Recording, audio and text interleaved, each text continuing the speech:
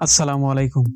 ভারত থেকে বাংলাদেশের সীমান্তের ভেতরে এসে বিএসএফ এর অবৈধ আধিপত্য বিস্তারের চেষ্টা নতুন নয়।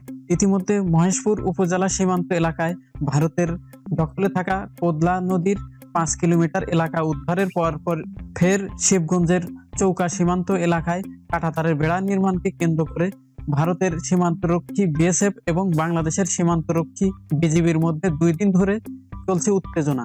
আন্তর্জাতিক আইন অনুযায়ী সীমান্তের শূন্য রেখা থেকে ১৫০ গজের ভেতরে কোনো স্থাপনা নির্মাণের নিয়ম না থাকলেও ভারতীয় বর্ডার গার্ড বাহিনী সেটা অমান্য করে হাঁড়িপাড়া সীমান্তের ৮ নম্বর পিলারের ২৩ থেকে ২৬ নম্বর সাব পিলার অংশের শূন্য রেখার বরাবর আকস্মিকভাবে কাঁটাতারের বেড়া নির্মাণ কাজ শুরু করে।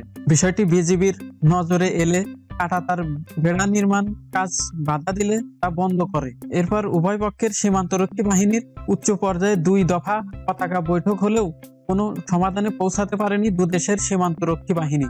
ফলে উভয় বাহিনী সতর্ক অবস্থানে রয়েছে। ঘটনার পরিপ্রেক্ষিতে সীমান্তে অতিরিক্ত বিজিবি মোতায়েন করা হয়েছে বলে জানা যায়।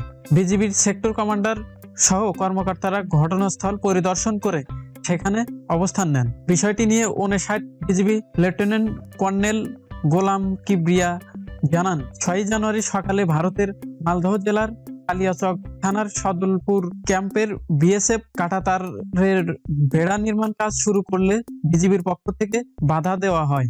এ নিয়ে সেদিন বিকেলে উভয় পক্ষের মধ্যে পতাকা বৈঠক হলেও কোনো সমাধান করা যায়নি। চৌকা সীমান্তে বাংলাদেশের ভূমি রক্ষায় স্থানীয়রাও ক্ষোভ জানিয়েছেন এবং বিএসএফ এর অবৈধ কর্মকাণ্ড প্রতিহত করতে তারাও দিনব্যাপী বিজেপির সাথে সীমান্তে অবস্থান নিয়েছেন বলে জানা যায়। একইভাবে ভারতীয় নাগরিকদেরও সীমান্তে বিএসএফ এর সাথে অবস্থান নিতে দেখা গেছে। সেখানে পরিস্থিতি এখন শান্ত থাকলেও উভয় বাহিনী সতর্ক অবস্থানে রয়েছেন। তবে সাধারণ মানুষের ভয়ের কোনো কারণ নেই বলে জানিয়েছেন ৬৯ বিজিবির কমান্ডার।